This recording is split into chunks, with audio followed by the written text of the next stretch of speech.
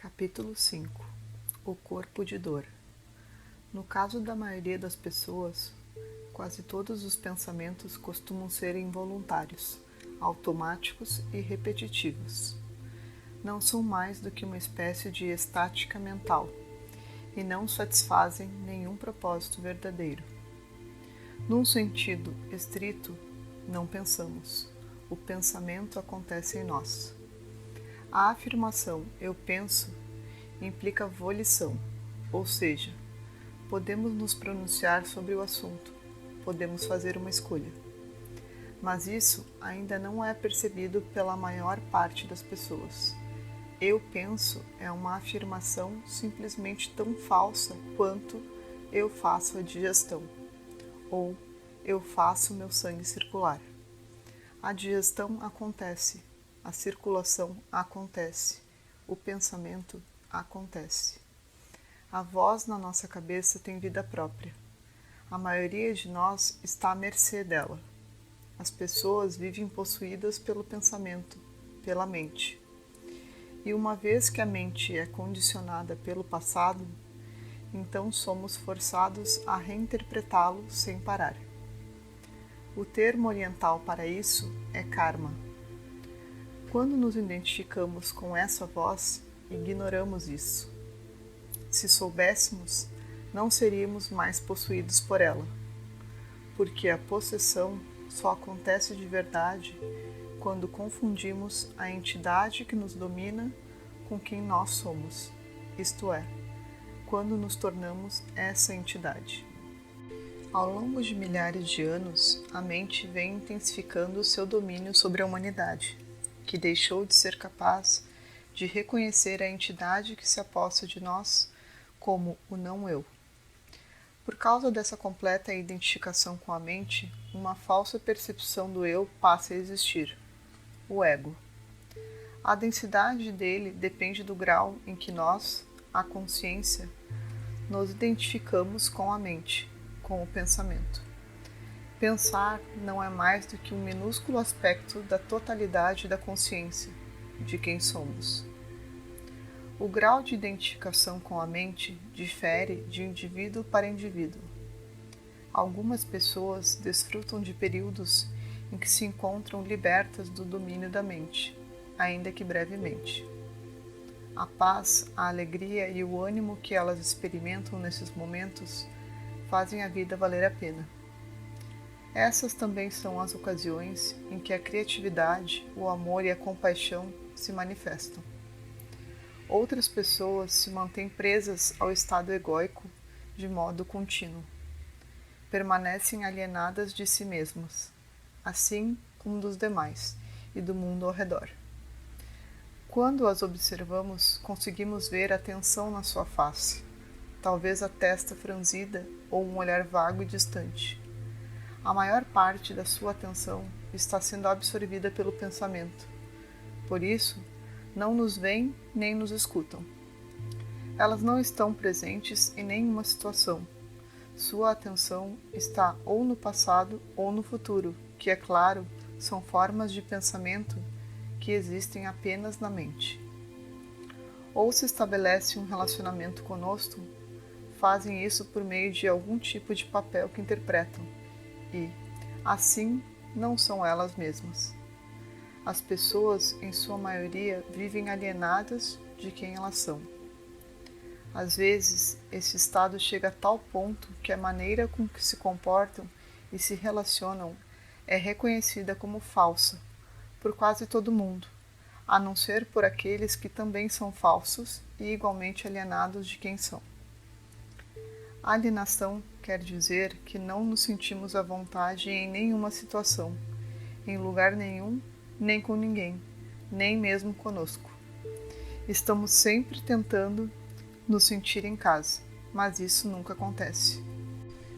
Alguns dos maiores escritores do século XX, como Franz Kafka, Albert Camus, T.S. Eliot e James Joyce, não só reconheceram a alienação como o dilema universal da existência humana, como é provável que a tenham sentido em si mesmos de modo profundo e assim foram capazes de expressá-la excepcionalmente em suas obras. Eles não ofereceram uma solução. Sua contribuição foi nos proporcionar uma reflexão sobre essa dificuldade humana, para que pudéssemos vê-la com mais clareza, ter uma visão mais nítida de uma situação complicada em que nos encontramos é o primeiro passo no sentido de superá-la. O nascimento da emoção. Além da agitação do pensamento, embora não inteiramente separada dele, existe outra dimensão do ego, a emoção. Isso não quer dizer que todo pensamento e toda emoção pertençam ao ego. Esses elementos se convertem no ego apenas quando nos identificamos com eles ou quando eles assumem o controle sobre nós, isto é, quando se tornam o eu. O organismo físico, nosso corpo, tem inteligência própria, assim como os organismos de todas as formas de vida. E essa inteligência reage ao que a mente diz, aos pensamentos.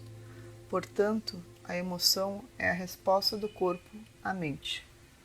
A inteligência do corpo, evidentemente, é uma parte inseparável da inteligência universal, uma das suas incontáveis manifestações.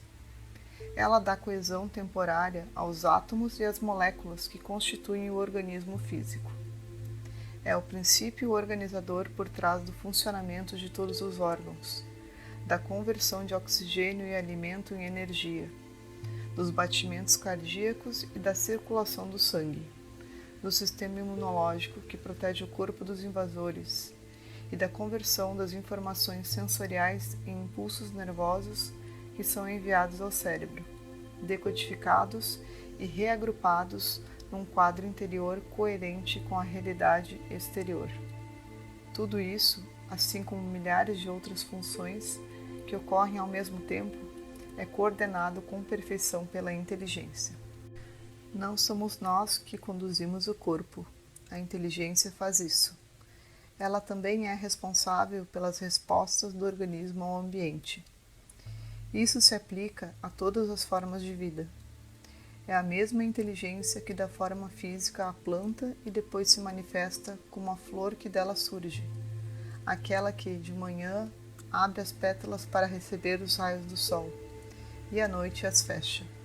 É a mesma inteligência que se revela como Gaia, o ser vivo complexo que é o planeta Terra. Essa inteligência faz surgir as reações instintivas do organismo a tudo o que representa uma ameaça ou um desafio. No caso dos animais, ela produz respostas que parecem ter afinidade com as emoções humanas, como raiva, medo e prazer. Essas reações instintivas podem ser consideradas formas primordiais de emoção. Em determinadas situações, os seres humanos as manifestam da mesma maneira que os animais. Diante do perigo, quando a sobrevivência do organismo é ameaçada, o coração bate mais rápido, os músculos se contraem, a respiração se acelera numa preparação para a luta ou a fuga. O medo primordial. Quando o corpo se vê sem possibilidade de fuga, uma descarga súbita de energia intensa lhe dá uma força que ele não tinha antes, a raiva primordial. Essas reações instintivas se assemelham às emoções, mas não são emoções no verdadeiro sentido da palavra.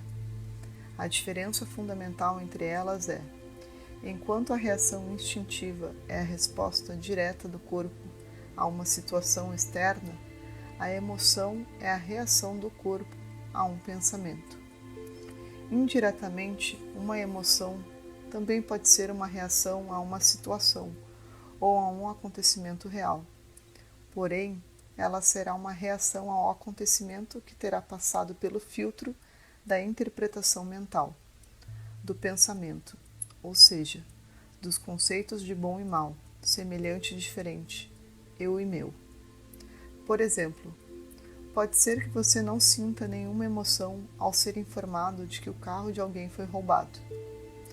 No entanto, caso se trate do seu carro, é provável que fique perturbado. É impressionante a quantidade de emoção que um pequeno conceito mental como o meu pode gerar. Embora o corpo seja muito inteligente, ele não consegue diferenciar uma situação real de um pensamento. Por isso, reage a todo pensamento como se fosse a realidade. Para o corpo, um pensamento preocupante, assustador, corresponde a "estou em perigo", e ele responde à altura. Embora a pessoa que esteja pensando isso possa estar deitada numa cama quente e confortável. O coração bate mais forte, os músculos se contraem, a respiração se acelera. Forma-se um acúmulo de energia, mas, uma vez que o perigo é apenas uma ficção mental, a energia não flui. Parte dela retorna à mente e dá origem a outros pensamentos ainda mais ansiosos. O resto da energia se converte em toxinas e interfere no funcionamento harmonioso do corpo. As emoções e o ego. O ego não é apenas a mente não observada, a voz na cabeça que finge ser nós, mas também as emoções não observadas que constituem as reações do corpo ao que essa voz diz.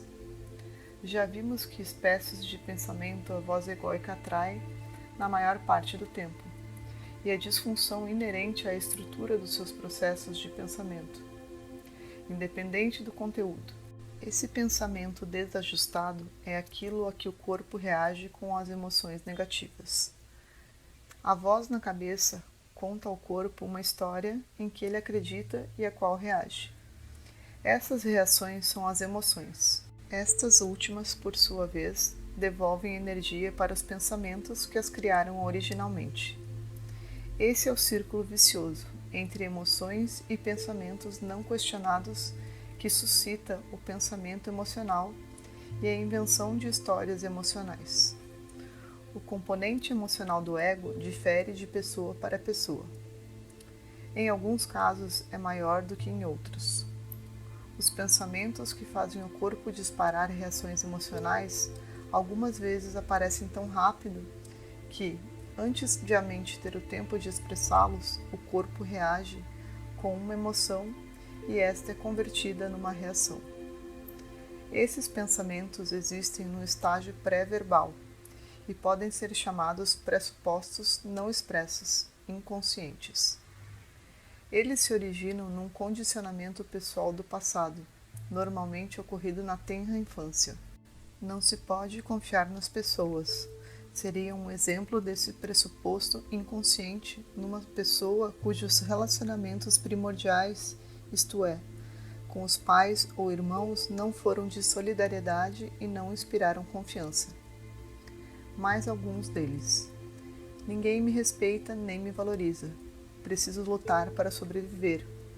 O dinheiro nunca é suficiente. A vida sempre nos decepciona. Não mereço a prosperidade. Não sou digno do amor. Essas suposições inconscientes criam emoções no corpo que, por sua vez, geram atividade mental e ou reações instantâneas. Dessa maneira, elas criam sua realidade pessoal. A voz do ego perturba continuamente o estado natural de bem-estar do ser. Quase todo o corpo humano se encontra sob grande tensão e estresse, mas não porque esteja sendo ameaçado por algum fator externo. A ameaça vem da mente. Há um ego vinculado ao corpo, que não pode fazer nada a não ser reagir a todos os padrões desajustados de pensamento que constituem o ego. Assim, um fluxo de emoções negativas acompanha o fluxo de pensamento incessante e compulsivo. O que é uma emoção negativa? É aquela que é tóxica para o corpo e interfere no seu equilíbrio e funcionamento harmonioso. Medo, ansiedade, raiva, ressentimento, tristeza, rancor ou desgosto intenso, ciúme, inveja. Tudo isso perturba o fluxo da energia pelo corpo, afeta o coração, o sistema imunológico, a digestão, a produção de hormônios e assim por diante. Até mesmo a medicina tradicional, que ainda sabe muito pouco sobre como o ego funciona, está começando a reconhecer a ligação entre os estados emocionais negativos e as doenças físicas. Uma emoção que prejudica nosso corpo também contamina as pessoas com quem temos contato e, indiretamente, por um processo de reação em cadeia, um incontável número de indivíduos com quem nunca nos encontramos. Existe um termo genérico para todas as emoções negativas: infelicidade. Será que as emoções positivas têm um efeito oposto sobre o corpo físico? Será que fortalecem o sistema imunológico, revigoram e curam o corpo? Sim, com certeza. Mas precisamos diferenciar as emoções positivas que são produzidas pelo ego das emoções mais profundas que emanam do nosso estado natural de ligação com o ser. As emoções positivas geradas pelo ego já contêm seu próprio oposto no qual podem rapidamente se converter. Alguns exemplos. O que o ego chama de amor é possessividade e apego dependente, que podem se transformar em ódio em questão de segundos. A expectativa em relação a um acontecimento, que é a supervalorização do futuro por parte do ego, transforma-se no oposto, abatimento ou decepção, quando aquilo termina ou não satisfaz as expectativas do ego. Sermos elogiados e reconhecidos nos faz sentir vivos e felizes num dia, enquanto sermos criticados ou ignorados nos faz sentir rejeitados e infelizes no dia seguinte. O prazer de uma festa animada transforma-se em ressaca e em algo desinteressante na manhã seguinte. Não existe bom sem mal, nem alto sem baixo. As emoções produzidas pelo ego decorrem da identificação da mente com fatores externos que são, é claro, instáveis e sujeitos a mudanças a qualquer momento. As emoções mais profundas não são emoções de maneira nenhuma, e sim estados do ser. Elas existem dentro do âmbito dos opostos. Os estados do ser podem ser obscurecidos, porém não têm opostos.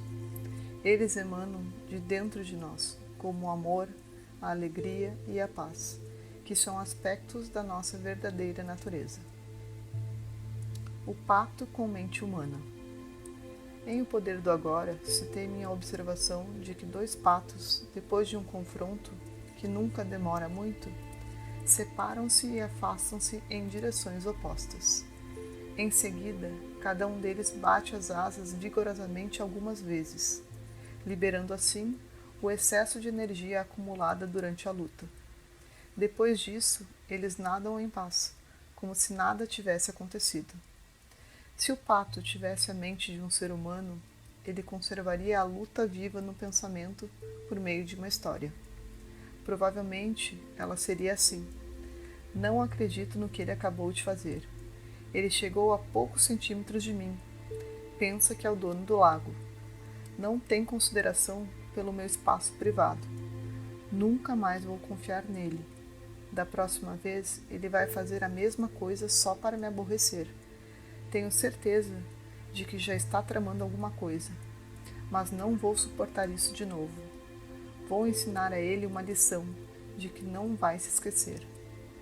Dessa forma, a mente cria suas histórias, uma atrás da outra, e continua pensando e falando sobre elas durante dias, meses ou anos. No que diz respeito ao corpo, a luta continua. E a energia que ela produz em resposta a todos esses pensamentos são as emoções, que por sua vez suscitam mais pensamentos. Isso se torna o pensamento emocional do ego. Podemos imaginar quanto a vida do pato se tornaria problemática se a mente dele fosse humana. Todavia, é assim que a maioria das pessoas vive na maior parte do tempo. Nenhuma situação, nenhum acontecimento jamais termina de verdade.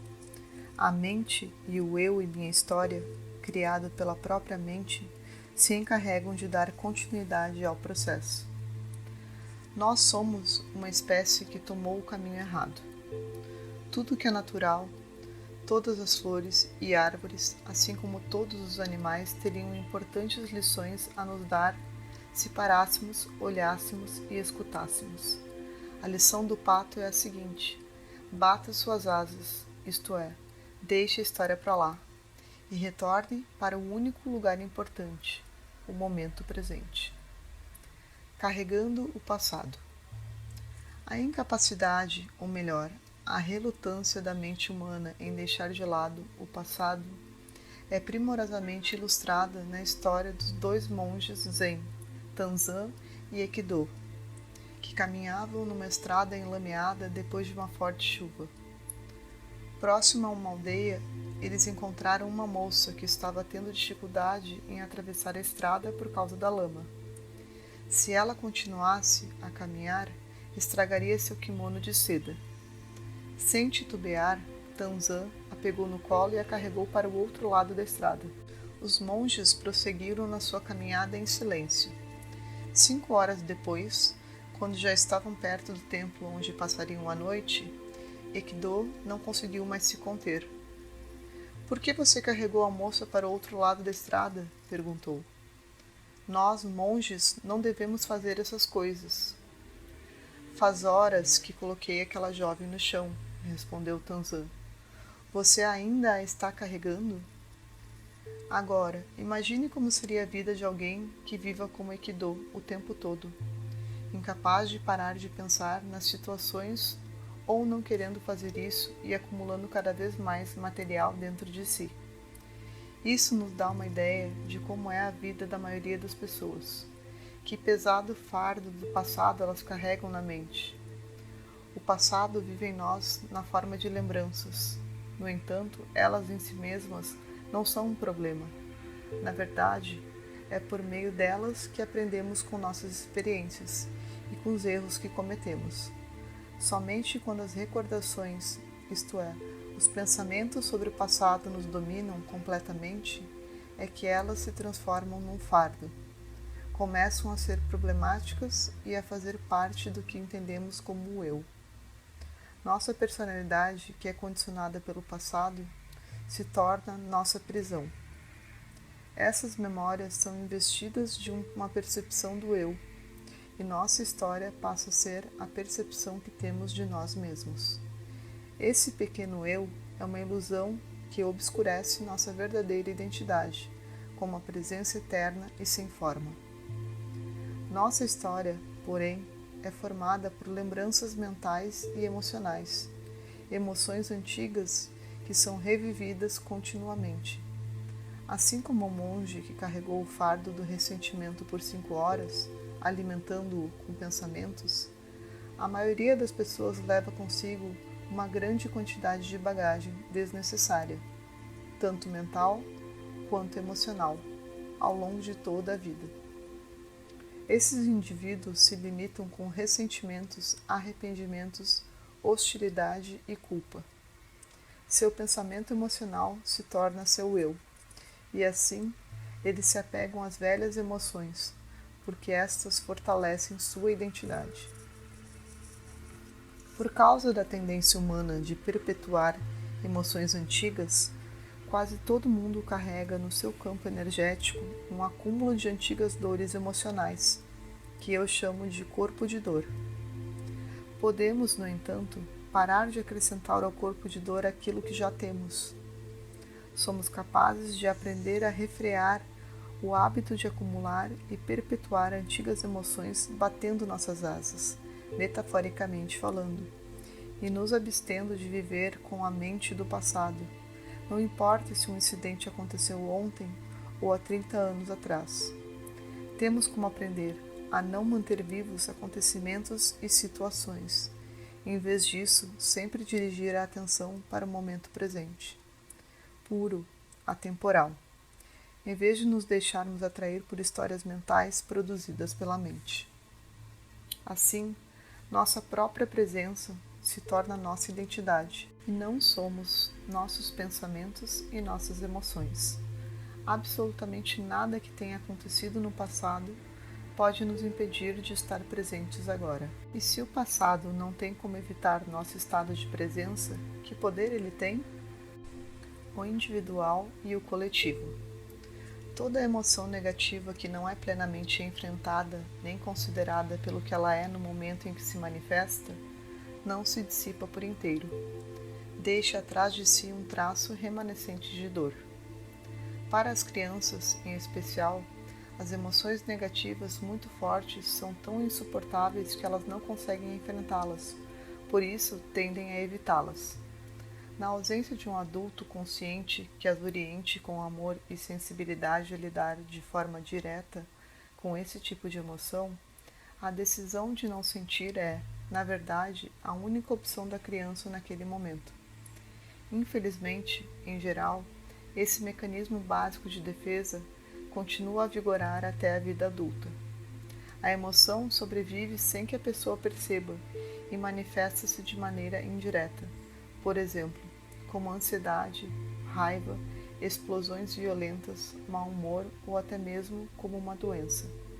Em alguns casos, ela interfere em todos os relacionamentos íntimos, podendo até mesmo sabotá-los. A maioria dos psicoterapeutas tem pacientes que, no início, afirmam ter vivido uma infância feliz, mas com o tempo o oposto acaba se revelando. Embora esses exemplos possam ser extremos, ninguém passa pela infância sem experimentar algum tipo de sofrimento emocional. Mesmo que nossos pais vivessem de modo consciente, teríamos sido crianças no mundo que, em grande parte, permanece inconsciente. As sobras de dor deixadas para trás a cada forte emoção negativa que não é enfrentada, aceita e depois abandonada de forma plena, juntam-se formando um campo energético que vive em cada uma das células do corpo. Elas incluem não só os sofrimentos da infância, como as emoções dolorosas que se agregam a eles depois da adolescência e durante a vida adulta. E essas dores, em grande parte, são criadas pela voz do ego. É o sofrimento emocional que passa a ser nosso companheiro inevitável, quando uma falsa sensação do eu é a base da nossa vida. Esse campo energético de emoções muito antigas, mas ainda vivas, que subsiste em quase todos os seres humanos, é o corpo de dor. O corpo de dor, porém, não tem uma natureza apenas individual. Ele também engloba o sofrimento experimentado por um número incontável de pessoas ao longo da história da humanidade. Essa dor se caracteriza por um conflito tribal ininterrupto, escravidão, pilhagem, sequestros, torturas e outras formas de violência. Tal sofrimento ainda vive na psique coletiva e é aumentado todos os dias, como podemos constatar quando assistimos aos noticiários ou presenciamos os conflitos nos relacionamentos entre as pessoas. O corpo de dor coletivo é provavelmente codificado dentro do DNA de cada ser humano, embora não o tenhamos descoberto ainda. Todo recém-nascido traz um corpo de dor emocional. No caso de alguns bebês, ele é mais pesado e mais denso do que em outros. Algumas dessas crianças são muito felizes na maior parte do tempo, enquanto outras parecem carregar uma imensa quantidade de infelicidade dentro de si. É verdade que há bebês que choram demais porque não recebem amor e atenção suficientes, porém, outros choram sem nenhuma razão aparente, quase como se estivessem tentando tornar todos ao redor tão infelizes quanto eles próprios, e geralmente conseguem. Eles chegam a este mundo com uma porção significativa do sofrimento humano. Existem ainda os recém-nascidos que choram com frequência porque sentem a emanação das emoções negativas do pai ou da mãe. E isso lhes causa sofrimento e também faz seu corpo de dor aumentar pela absorção da energia dos corpos de dor dos pais. Seja qual for o caso, à medida que o corpo físico do bebê cresce, o mesmo acontece com o corpo de dor. Uma criança pequena que tem um corpo de dor leve não será necessariamente um adulto mais avançado, em termos espirituais, do que alguém com um corpo de dor denso. Na verdade, em geral, acontece o contrário. Quem tem um corpo de dor pesado costuma ter mais chance de despertar espiritualmente do que quem possui um corpo de dor leve. Embora algumas dessas pessoas permaneçam presas ao seu corpo de dor pesado, muitas chegam a um ponto em que não conseguem mais viver com a infelicidade, e assim sua motivação para despertar se fortalece. Porque o corpo de Cristo em sofrimento, sua face distorcida em agonia e seu corpo sangrando com numerosos ferimentos é uma imagem tão significativa na consciência coletiva da humanidade? Milhões de pessoas, sobretudo na época medieval, não teriam tido uma afinidade tão profunda com ele, caso alguma coisa dentro delas mesmas não estivesse em consonância com essa imagem. Se elas não a tivessem inconscientemente reconhecido como uma representação exterior da sua própria realidade interior, o corpo de dor. As pessoas ainda não estavam conscientes o bastante para reconhecê-lo dentro de si mesmas, porém, era o começo da sua tomada de consciência em relação a ele. Cristo pode ser considerado o arquétipo humano, incorporando tanto o sofrimento quanto a possibilidade de transcendência. Como o corpo de dor se renova? O corpo de dor é uma forma de energia semi-autônoma que vive dentro da maioria dos seres humanos, uma entidade constituída de emoção. Ele tem sua própria inteligência primitiva, como um animal astuto, e ela é dirigida basicamente para a sobrevivência. Assim como todas as formas de vida, o corpo de dor precisa se alimentar com regularidade, e o alimento de que ele necessita consiste numa energia que é compatível com sua natureza, isto é, que vibra numa frequência semelhante à sua. Qualquer sensação dolorosa em termos emocionais pode ser usada como alimento. É por isso que ele prospera com o pensamento negativo e também com o conflito nos relacionamentos. O corpo de dor é viciado em infelicidade. Podemos ficar chocados quando alcançamos a compreensão de que existe alguma coisa dentro de nós que busca regularmente o negativismo emocional, a infelicidade. Precisamos até mesmo de mais consciência para detectar esse processo dentro de nós, do que para reconhecê-lo em alguém. Depois que a infelicidade assume o controle, não só não queremos que ela termine, como também desejamos fazer com que os outros sejam tão infelizes quanto nós, para que possamos nos alimentar das suas reações emocionais negativas. No caso da maioria das pessoas, o corpo de dor apresenta um estágio latente e um estágio ativo. Quando ele está latente, nos esquecemos com a maior facilidade de que carregamos uma pesada nuvem escura ou um vulcão adormecido dentro de nós, dependendo do campo energético do nosso corpo de dor em especial. O tempo que ele permanece nessa condição varia de pessoa para pessoa. O mais comum é que se mantenha assim por poucas semanas. No entanto, isso pode durar de dias a meses. Em casos raros, o corpo de dor pode ficar em estado de hibernação durante anos, antes de ser despertado por um acontecimento. Como o corpo de dor se alimenta dos pensamentos? O corpo de dor desperta da sua dormência quando sente fome, na hora de se realimentar. Mas isso também pode ser provocado por um acontecimento a qualquer momento. Às vezes, o corpo de dor, que está pronto para se nutrir, usa o fato mais insignificante como um estímulo, de algo que alguém diz ou faz a um pensamento. Se vivemos sozinhos, ou caso não haja ninguém próximo a nós no momento, ele irá se alimentar dos nossos pensamentos, que de repente se tornarão profundamente negativos. Em geral, não temos consciência de que, pouco antes do surgimento desse fluxo de pensamentos ruins, uma onda de emoções invade nossa mente na forma de um humor sombrio e pesado, de ansiedade ou de raiva extrema. Todo pensamento é energia, e nesse instante o corpo de dor está se abastecendo com essa energia. Contudo, ele não pode se alimentar de qualquer pensamento.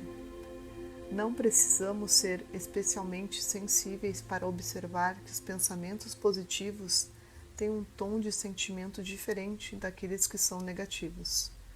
É a mesma energia, porém ela vibra em outra frequência. O corpo de dor não consegue digerir um pensamento feliz. Ele só tem capacidade para consumir os pensamentos negativos, porque apenas esses são compatíveis com seu próprio campo de energia. Todas as coisas são campos de energia vibratória num movimento incessante. A cadeira em que estamos sentados ou o livro que seguramos nas mãos parecem sólidos e imóveis, somente porque é assim que nossos sentidos percebem sua frequência vibratória. Isto é, o movimento contínuo das moléculas, dos átomos, dos elétrons e das partículas subatômicas, elementos que, juntos, criam aquilo que percebemos como uma cadeira, um livro, uma árvore, um corpo, etc. O que consideramos matéria física é a energia vibratória, em movimento, numa determinada extensão de frequências.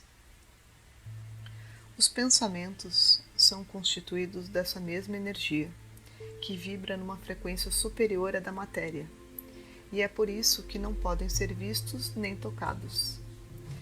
Eles têm sua própria extensão de frequências, com os pensamentos negativos na extremidade inferior da escala e os pensamentos positivos na extremidade superior.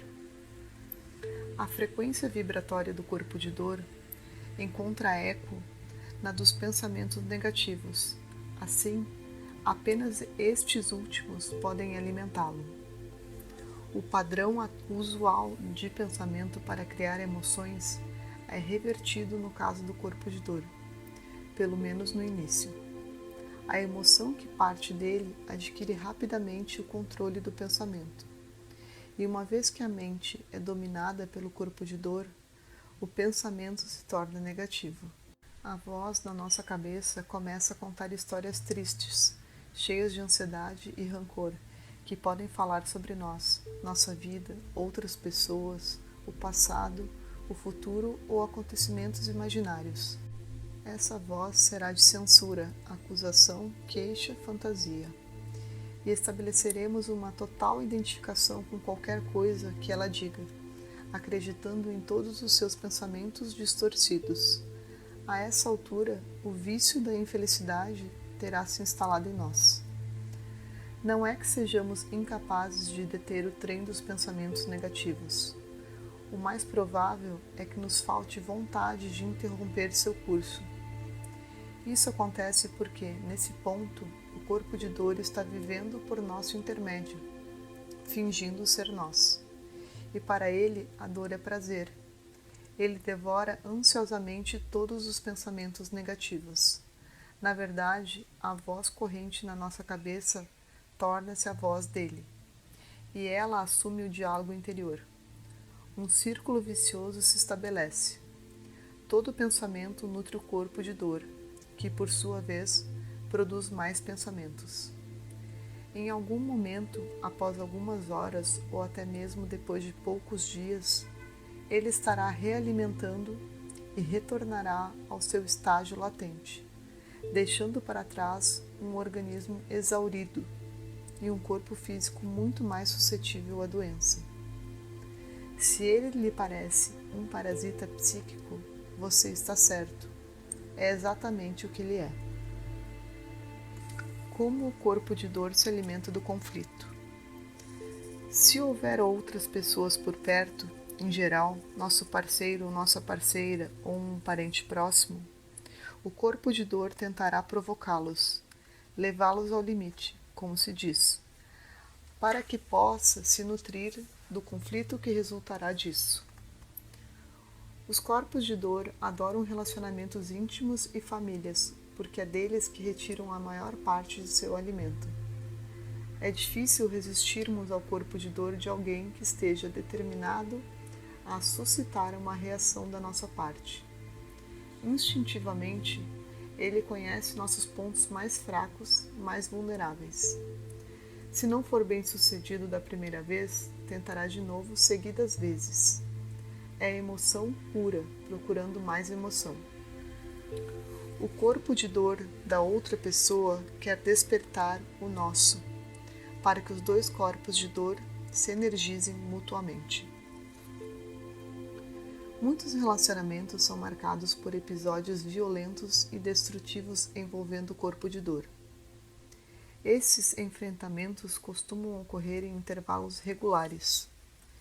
Para uma criança pequena, é uma dor quase insuportável ter que testemunhar a agressividade emocional dos corpos de dor dos pais, embora essa seja a sina de milhões de crianças em todo o mundo, o pesadelo da sua existência cotidiana.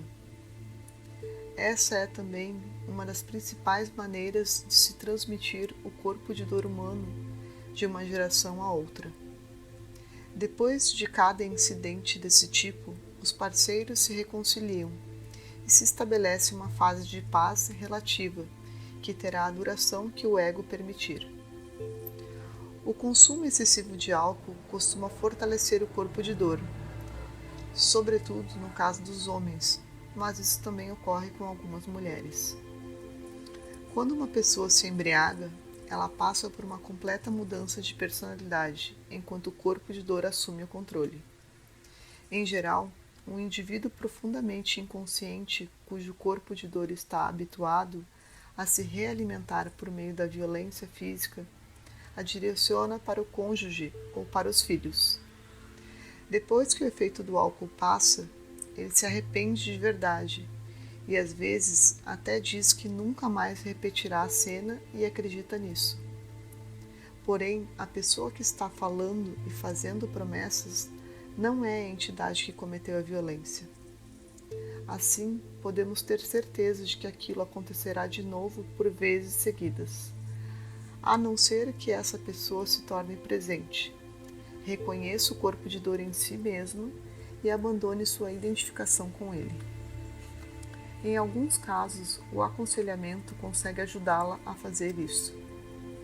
A maioria dos corpos de dor quer tanto infligir quanto sentir dor.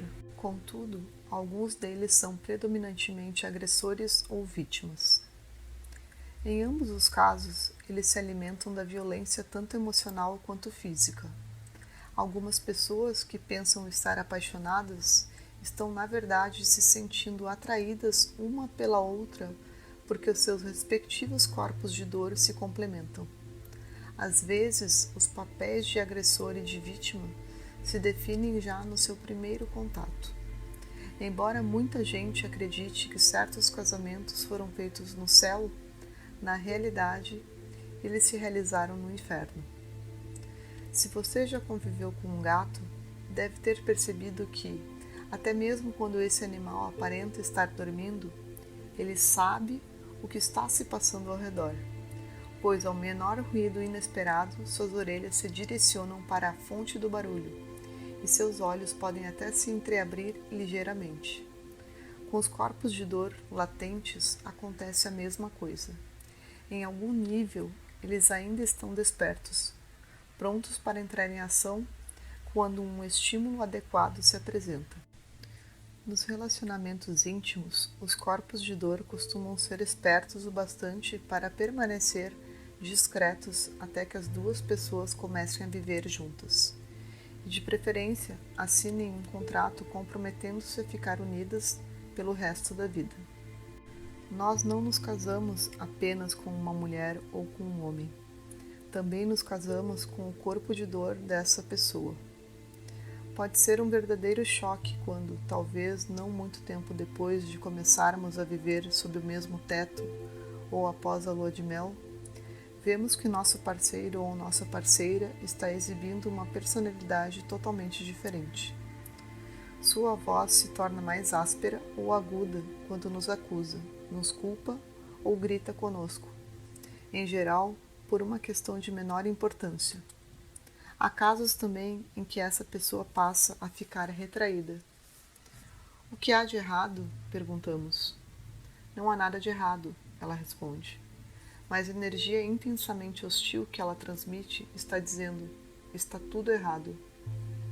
Quando olhamos para ela, vemos que já não há luz nos seus olhos. É como se um pesado véu tivesse descido, e o ser que conhecemos e amamos e que antes era capaz de brilhar, sobrepondo-se ao ego, agora está inteiramente obscurecido. Parece que estamos diante de um verdadeiro estranho, cujos olhos mostram apenas rancor, hostilidade, amargura ou raiva. Quando ele nos dirige suas palavras, não é nosso cônjuge que está falando, mas o corpo de dor se expressando por meio dele. Qualquer coisa que esteja dizendo é a versão da realidade do corpo de dor, algo distorcido pelo medo, pela hostilidade, pela ira e pelo desejo de infligir e receber mais sofrimento. A essa altura, podemos nos perguntar se essa é a verdadeira face daquela pessoa, a que nunca tínhamos visto antes, e se cometemos um grande erro quando a escolhemos como companheira. Na realidade, essa não é sua face genuína, apenas o corpo de dor que assumiu temporariamente o controle. Seria difícil encontrar um parceiro ou uma parceira que não carregasse um corpo de dor. No entanto, seria sensato escolher alguém que não tivesse um corpo de dor tão denso. Corpos de dor densos. Algumas pessoas carregam corpos de dor tão densos que nunca se encontram completamente adormecidos. Elas podem estar sorrindo e mantendo uma conversa educada, mas não é preciso ser paranormal para sentir o caldeirão fervente de emoções infelizes que elas mantêm em segundo plano, esperando pelo próximo acontecimento para reagir, pela próxima pessoa para culpar ou confrontar, pela próxima coisa que as deixará tristes. Seu corpo de dor nunca se satisfaz, está sempre faminto. Ele aumenta a necessidade de inimigos, que é cultivada pelo ego. Com sua atitude reativa, elas lidam com questões quase insignificantes de modo explosivo, numa tentativa de atrair outras pessoas para seu próprio conflito, fazendo-as reagir. Algumas delas se envolvem em batalhas longas e sem sentido, ou em casos judiciais com organizações ou indivíduos. Outras são consumidas por um rancor obsessivo em relação ao ex-cônjuge ou parceiro/parceira. Inconscientes da dor que carregam dentro de si, elas a projetam com sua reação nos acontecimentos e nas situações. Dada sua completa falta de autoconsciência, essas pessoas não conseguem perceber a diferença entre um fato e sua reação a ele. Para elas, a infelicidade e até mesmo a própria dor estão no acontecimento ou na situação. Como não estão conscientes do seu estado interior, nem sequer sabem que estão profundamente infelizes, que estão sofrendo. Às vezes, pessoas com corpos de dor desse tipo se tornam ativistas que lutam por uma causa. O lema que defendem pode ter de fato seu valor, e elas, a princípio, podem até ser bem-sucedidas na execução das coisas. No entanto, a energia negativa que flui do que elas dizem e fazem, bem como sua inconsciente necessidade de criar inimigos e conflitos, tende a produzir uma oposição crescente à sua causa. Essas pessoas também costumam fazer desafetos dentro da própria organização, porque, não importa onde estejam, descobrem motivos para se sentir mal. Assim, seu corpo de dor continua a encontrar exatamente o que está procurando. O entretenimento, a mídia e o corpo de dor. Se você não tivesse familiaridade com nossa civilização contemporânea, caso tivesse acabado de chegar de outra época ou de outro planeta, uma das coisas que mais o impressionariam seria constatar que milhões de pessoas adoram ver seres humanos matar e infligir dor uns aos outros, e chamam isso de entretenimento, e que pagam para ter essa diversão. Por que os filmes violentos atraem um público tão grande? Existe toda uma indústria envolvida nessa questão, e uma boa parte dela alimenta o vício humano da infelicidade. Obviamente, as pessoas assistem a essas produções porque querem se sentir mal. O que há nos indivíduos que adoram se sentir mal e dizer que isso é bom? O corpo de dor, é claro. Há uma participação considerável na indústria do entretenimento nesse processo. Portanto, além da atitude reativa, do pensamento negativo e do conflito pessoal, o corpo de dor também usa a tela do cinema e da televisão para se renovar por meio deles.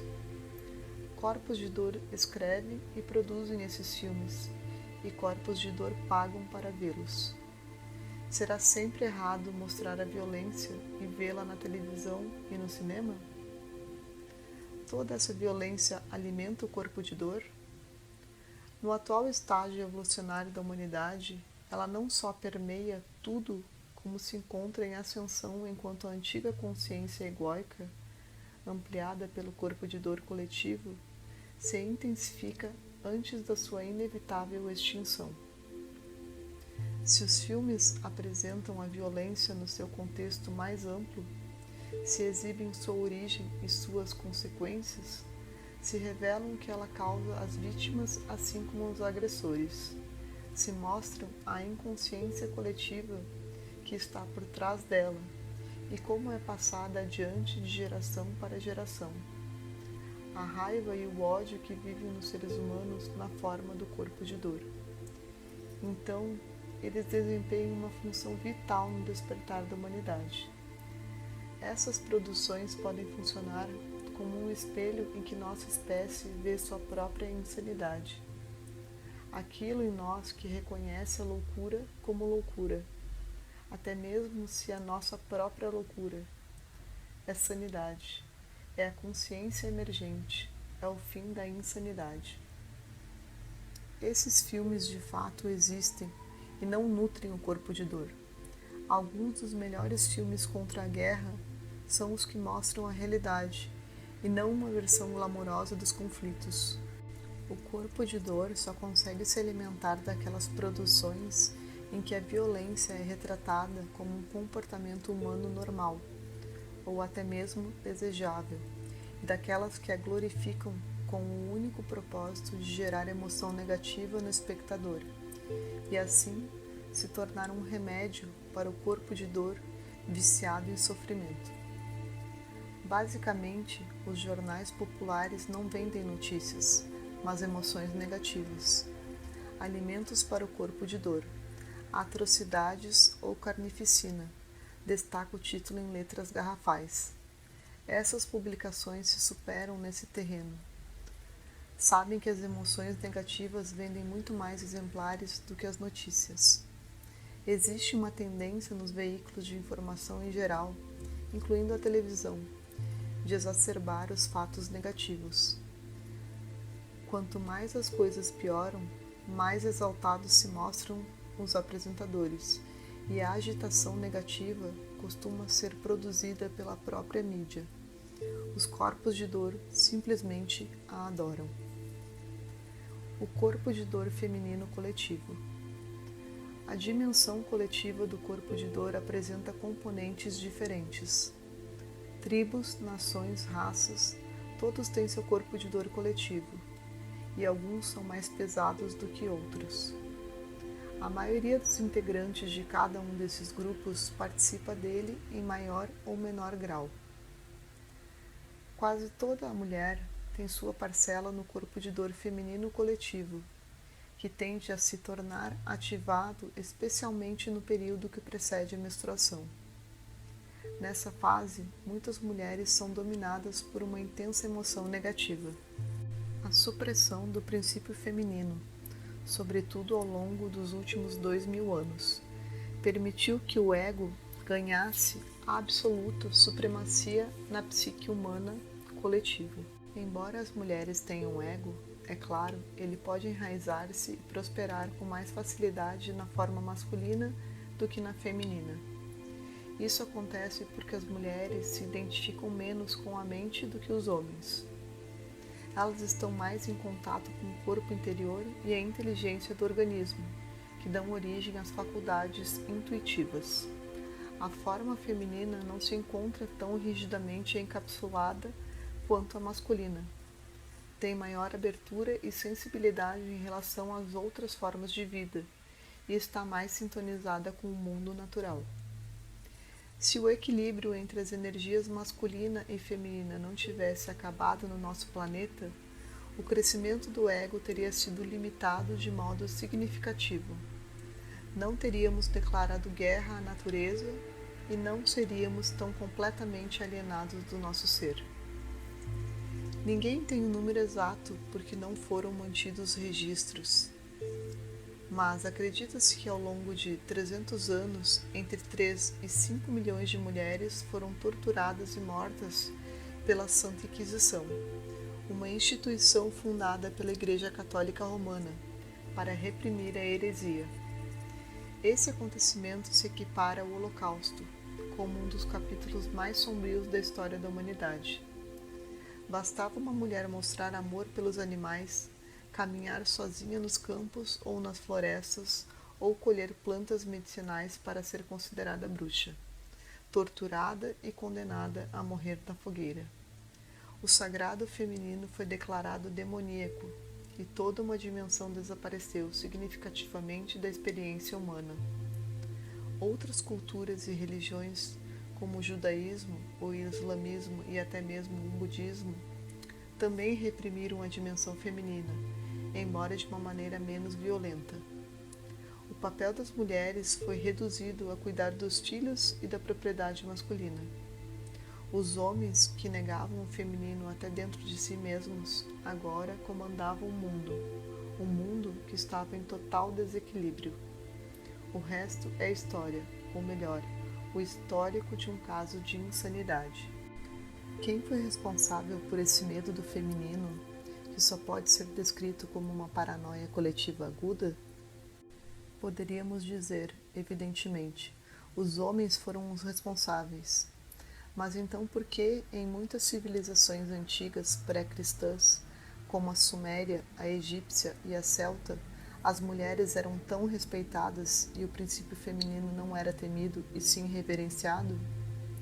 O que foi que de repente levou os homens a se sentir ameaçados pelo feminino? O ego que se desenvolvia neles. Ele sabia que só conseguiria obter o pleno controle do planeta por meio da forma masculina, e para fazer isso tinha que tornar o feminino menos poderoso. Além disso, o ego também dominou a maioria das mulheres, embora jamais fosse capaz de se enraizar tão profundamente nelas quanto fez com os homens. Hoje em dia, a supressão do feminino está interiorizada, até mesmo pela maior parte das mulheres. O sagrado feminino, por ser reprimido, é sentido por elas como uma dor emocional. Na verdade, ele se tornou parte do seu corpo de dor, juntamente com o sofrimento que elas acumularam ao longo de milênios, por meio do parto, do estupro, da escravidão, da tortura e da morte violenta. No entanto, agora as coisas estão mudando num ritmo muito veloz. Como muitas pessoas estão se tornando mais conscientes, o ego vem perdendo influência sobre a mente humana. Uma vez que ele nunca se enraizou profundamente nas mulheres, seu domínio sobre elas está se reduzindo mais rápido do que sobre os homens. Corpos de dor de países e raças. Determinados países que cometeram ou sofreram muitos atos de violência coletiva possuem um corpo de dor coletivo mais pesado do que outros. É por isso que as nações mais antigas tendem a ter corpos de dor mais fortes. Também é por este motivo que os países mais jovens, como o Canadá e a Austrália, bem como aqueles que permaneceram mais protegidos da loucura circundante, como a Suíça, costumam apresentar um corpo de dor coletivo mais leve. É claro que nesses lugares as pessoas ainda precisam lidar com seu corpo de dor individual. Quem é sensível o bastante consegue sentir um peso opressivo no campo energético de determinados países, no instante em que desce do avião. Em outras nações é possível detectar um campo energético de violência latente sob a superfície da vida cotidiana. Nos países em que o corpo de dor é pesado, porém não mais agudo, a tendência das pessoas tem sido a de tentar se dissociar da dor emocional coletiva. Na Alemanha e no Japão, por meio do trabalho, em outros lugares pela tolerância generalizada ao consumo de álcool, que também pode ter o efeito contrário de estimular o corpo de dor, sobretudo quando ingerido em excesso. O corpo de dor pesado da China, e até certo ponto abrandado pela prática amplamente disseminada do Tai Chi Chuan. Todos os dias, nas ruas e nos parques da cidade, milhões de pessoas realizam essa meditação em movimento que acalma a mente. Isso faz uma diferença considerável no campo energético coletivo e avança um pouco no sentido de diminuir o corpo de dor pela redução do pensamento e o estabelecimento do estado de presença. As práticas espirituais que envolvem o corpo físico, como o Tai Chi, o Qigong e o Yoga, também estão sendo cada vez mais adotadas no mundo ocidental. Essas técnicas não criam uma separação entre o corpo e o espírito e ajudam a enfraquecer o corpo de dor. Elas desempenham um papel importante no despertar mundial. O corpo de dor racial coletivo é muito forte no caso do povo judeu, que sofreu perseguições ao longo de muitos séculos. Não surpreende que ele também seja acentuado nos povos indígenas americanos, que foram dizimados e cuja cultura foi quase toda destruída pelos colonizadores europeus. No que diz respeito aos afro-americanos, o corpo de dor coletivo é igualmente denso. Seus ancestrais foram arrancados com violência de sua terra natal, forçados à submissão e vendidos como escravos. O fundamento da prosperidade econômica dos Estados Unidos dependeu do trabalho de 4 a 5 milhões de escravos negros. Na verdade, o sofrimento não ficou limitado aos indígenas e afro-americanos. Ele se tornou parte do corpo de dor coletivo do país. Ocorre que tanto a vítima quanto o agressor sempre sofrem as consequências de qualquer ato de violência, opressão ou brutalidade. Porque o que fazemos aos outros, fazemos a nós mesmos. Na realidade, não importa que proporção do nosso corpo de dor pertence à nossa nação ou raça, e que proporção é pessoal. Seja como for, só conseguimos superá-lo assumindo a responsabilidade pelo nosso estado interior no momento. Mesmo que culpar pareça algo mais do que justificado, desde que culpemos os outros, é claro, continuamos a alimentar o corpo de dor com nossos pensamentos e permanecemos presos ao ego. Existe apenas um praticante do mal no planeta, a inconsciência humana. Compreender isso é o caminho para o perdão. Quando perdoamos, nossa identidade de vítima se dissipa e nossa verdadeira força se manifesta, a força da presença. Portanto, em vez de culpar a escuridão, acenda a luz.